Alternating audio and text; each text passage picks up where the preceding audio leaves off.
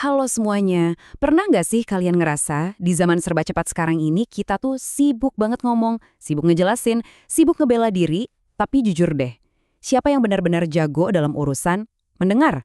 Nah, di pembahasan kita kali ini, kita bakal ngebedah materi yang super menarik dari teks sumber kita, yaitu pemahaman mendalam tentang surat ke-38 di Al-Quran, surat Syad. Kenapa ini penting? Karena materi ini tuh benar-benar mendefinisikan ulang krisis komunikasi yang lagi kita alamin sekarang. Kita bakal belajar gimana caranya untuk benar-benar mendengar. Bukan cuma sekedar dengerin suara masuk ke kuping ya, tapi mendengar pakai hati. Penasaran kan? Oke, kita langsung masuk aja ya. Jadi, di sesi bedah materi ini, kita punya beberapa poin seru. Kita bakal mulai dari ngulik makna dari syad itu sendiri, terus lanjut ke 3 tingkatan mendengar, abis itu kita bakal pakai 3 studi kasus tokoh yang luar biasa banget buat jadi cermin psikologis buat kita. Ada Daud, Ayub, dan perbandingan epik antara iblis dan malaikat. Terakhir, kita bakal simpulin gimana caranya jadi pendengar hati yang sejati. Sip, kita mulai dari bagian pertama, makna syad, yang ternyata jauh lebih dari sekedar huruf. Tahu nggak sih, pembukaan dari teks ini tuh nyimpen kunci metaforis yang dalam banget buat semua yang bakal kita obrolin hari ini. Para ulama ngebaca huruf syad ini bukan cuma sebagai huruf pembuka biasa, tapi sebagai sebuah simbol. Simbol buat apa? Ada 3 hal, syadr yang artinya dada yang lapang, syaber atau kesabaran, dan syid alias kejujuran. Kalau kita gabungin, ini tuh definisi dari kapasitas kita buat dengerin kebenaran pakai hati. Serius deh, buat nerima kebenaran itu kita butuh syadr, dada yang bener-bener lapang. Coba bayangin, kalau dada kita udah seset duluan sama ego, pasti bawaannya pengen nyela terus kan? Nah, kemampuan buat nyerap kebenaran tanpa diinterupsi sama ego ini, itu dia fondasi utamanya. Nah, ini ngebawa kita ke bagian kedua, 3 tingkatan mendengar, yaitu telinga, akal, dan hati. Yang bikin poin ini super menarik adalah gimana sumber literatur kita ngebagi pendengar ke dalam 3 level ini. Ini semacam tolak ukur buat obrolan kita ke depan. Lihat deh kontrasnya. Level pertama, telinga.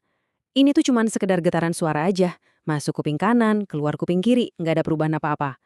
Nah, level kedua, akal. Ini nih yang sering banget jadi jebakan buat orang-orang pinter.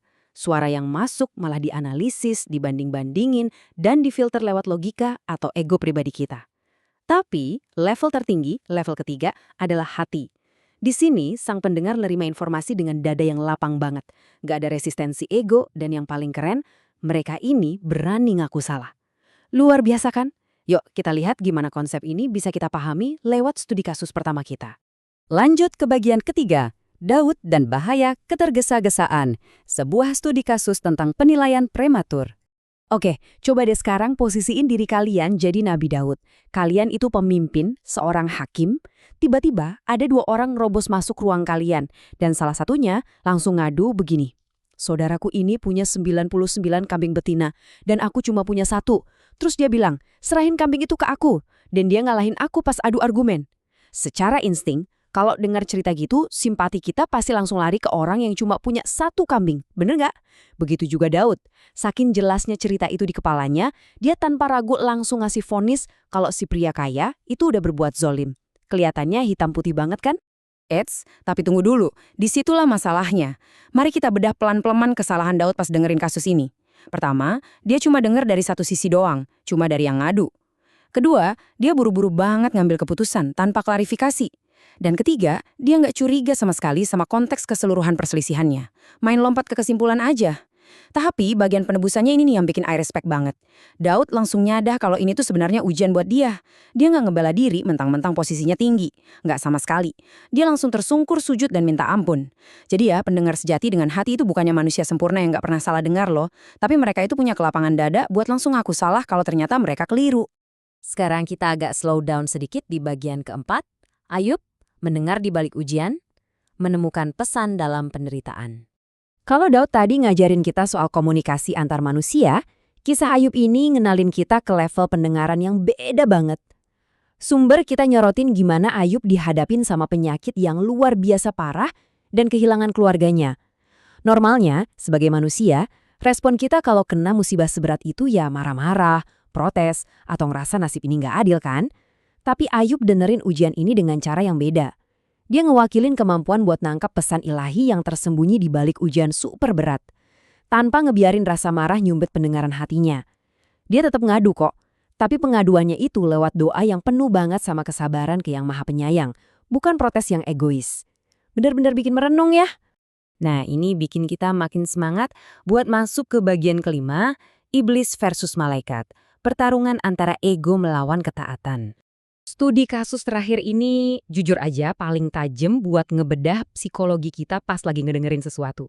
Ini soal kisah penciptaan manusia, ujian paling mentok tentang gimana sebuah instruksi itu direspon. Di sini kita ngelihat kontras yang brilian banget. Pas ada instruksi buat sujud ke ciptaan baru, perhatiin deh respon iblis. Iblis ini contoh textbook banget dari pendengar akal. Dia dengar instruksinya, tapi terus dianalisis, difilter pakai keangkuhannya, terus dia mulai ngebandingin, wah aku dari api, dia kan dari tanah, aku lebih baik dong. Egonya ngeblokir kemampuannya buat benar-benar patuh. Sekarang bandingin sama malaikat, gimana respon mereka? Sami'na wa ata'na. Kami mendengar dan kami taat. Udah, gitu aja. Mereka nerima instruksi itu pakai dada yang lapang, bebas dari ego dan logika yang ribet. Kerendahan hati yang justru ngebuka telinga hati mereka lebar-lebar. Akhirnya, kita tiba di bagian ke-6, menjadi pendengar hati sejati. Langkah praktis apa aja nih yang bisa kita ambil? Dari cerita-cerita epik tadi, mari kita tarik ke dunia nyata kita. Gimana sih cara nerapinnya pas kita lagi komunikasi sehari-hari? Kita rangkum jadi 6 langkah actionable nih. Pertama, sebelum mulai ngobrol, lapangin dulu dada kita. Buang jauh-jauh prasangka dan ego.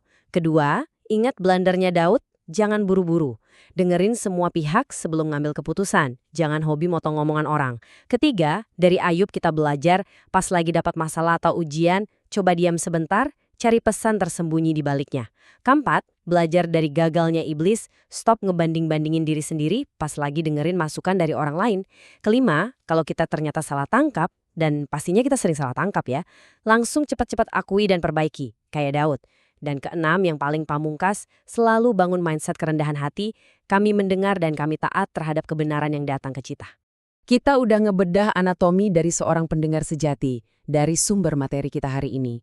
Mulai dari pentingnya dada yang lapang, sampai ngerinya ego yang bisa ngancurin komunikasi dan ketaatan kita. Nah, sebelum kita udahan, saya mau ninggalin kalian sama satu pertanyaan yang kelihatannya sepele tapi dalam banget. Besok, pas kolega kerja kalian lagi ngomong, atau pas pasangan kalian lagi curhat panjang lebar, atau bahkan pas hidup tiba-tiba ngasih kejutan ujian yang berat, di level mana kalian bakal merespons? Apakah omongan itu cuma bakal jadi angin lalu di telinga? Atau lagi asyik kalian debat di dalam akal?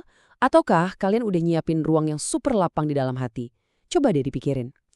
Yuk, sama-sama kita latih telinga hati kita tiap hari. Makasih banyak udah nyimak sesi bedah materi kali ini bareng saya. Sampai jumpa di pembahasan seru berikutnya.